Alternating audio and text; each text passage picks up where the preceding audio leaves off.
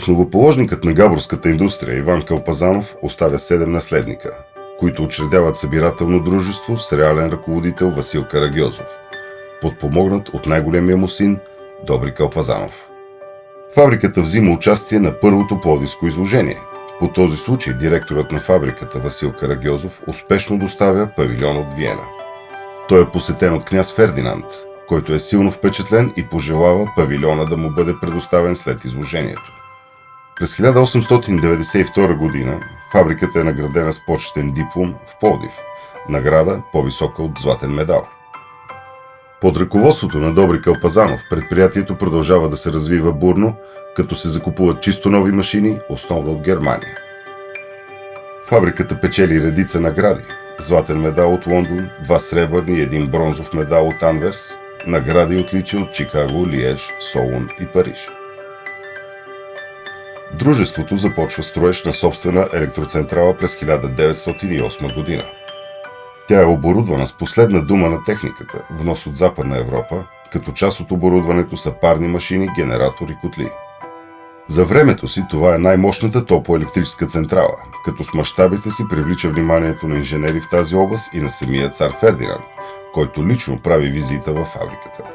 Паралелно с това продължава модернизацията, като към 1911 година броят на работниците е нараснал от 28 при създаването на фабриката до около 300 души.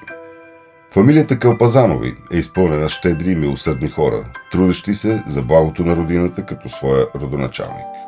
Това може да се види особено ярко, когато семейството се разделя с единия от своите синове Димитър, който следва във Виена.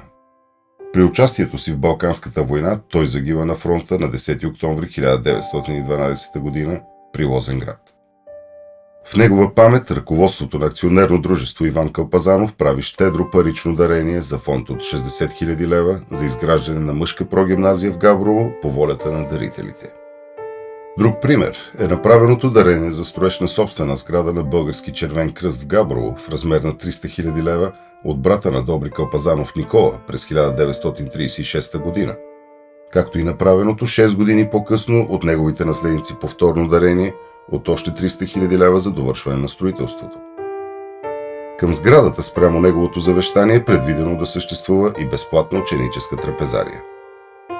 След 1922 година предприятието образува пенсионен фонд за добросъвестните работници, превръщайки го в една от първите фабрики, осигурила пенсии.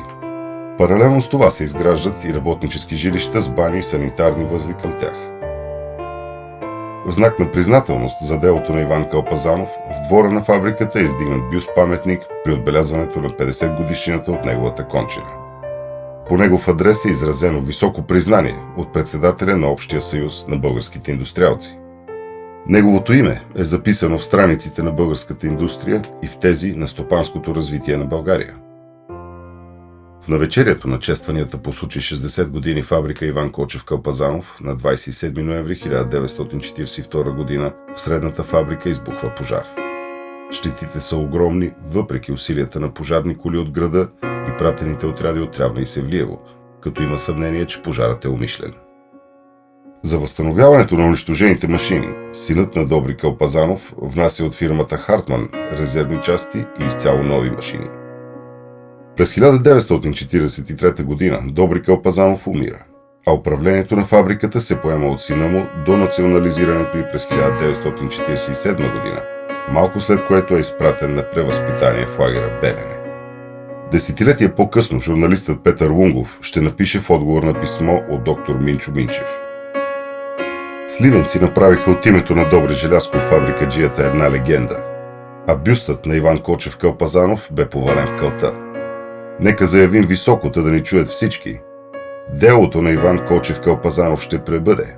Неговата светла личност ще сияе навеки. Сградите на фабриките могат да бъдат видени на завоя на река Янтра в днешния квартал Бичкиня, а дружествената кантора със своя запазен автентичен вид все още краси една от централните улици на Габрово.